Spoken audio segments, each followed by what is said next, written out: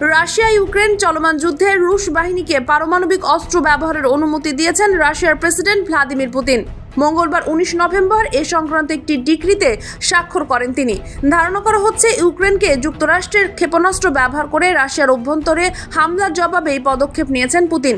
ডিক্রিতে যুক্তরাষ্ট্রের প্রতি ইঙ্গিত করে বলা হয়েছে, যদি পারমাণবিক শক্তিধর কোনো দেশের সমর্থনে রাশিয়ায় ক্ষেপণাস্ত্র হামলা চালানো হয় তাহলে পাল্টা জবাবে রাশিয়া পারমাণবিক অস্ত্র ব্যবহার করতে পারবে। মঙ্গলবার রাশিয়া ইউক্রেন যুদ্ধের 1000তম দিন পূর্ণ হয়। এই বিশেষ দিনেই পুতিন তার দেশের পরমাণু নীতি হালনাগাদ করে এই ডিক্রিতে স্বাক্ষর করেন বলে জানিয়েছেন তার মুখপাত্র ও ক্রেমলিনের প্রেস সেক্রেটারি দিমিত্রি পেসকভ। নতুন ডিক্রিতে বলা হয়েছে, যদি কোনো পারমাণবিক অস্ত্রহীন দেশকে তৃতীয় কোনো দেশ বা পক্ষ এমন অস্ত্র প্রদান করে তবে সেসব দেশের বিরুদ্ধে রাশিয়া পরমাণু অস্ত্র ব্যবহার করতে পারবে।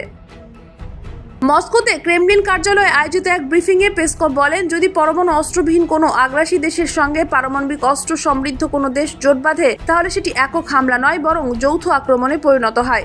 এ পরিস্থিতিতে নিজেদের নীতি বজায় রেখে যা করণীয় আমরা সেই পদক্ষেপ করেছি। পেসকভ আরও বলেন, আমরা সেই পদক্ষেপ নিয়েছি। পেসকভ আরও বলেন, রাশিয়া সবসময় পারমাণবিক অস্ত্র ব্যবহারের বিপক্ষে। আমরা কেবল আমাদের নিরাপত্তা, সার্বভৌমত্ব ও অখণ্ডতা রক্ষার জন্যই এই সিদ্ধান্ত নিতে বাধ্য হয়েছি। এর আগে গত রোববার ইউক্রেনের প্রেসিডেন্ট ভ্লাদিমির জেলেনস্কিকে রাশিয়ার অভ্যন্তরে যুক্তরাষ্ট্রের দূরপাল্লার ক্ষেপণাস্ত্র ব্যবহার করে হামলার অনুমতি দেন যুক্তরাষ্ট্রের বিদায়ী প্রেসিডেন্ট জো বাইডেন। এই অনুমতির দুদিন পরেই পুতিন পরমাণু অস্ত্র ব্যবহারের বিষয়ক ডিক্রিতে স্বাক্ষর করলেন। দেশ জগৎ ইন্টারন্যাশনাল ডেস্ক।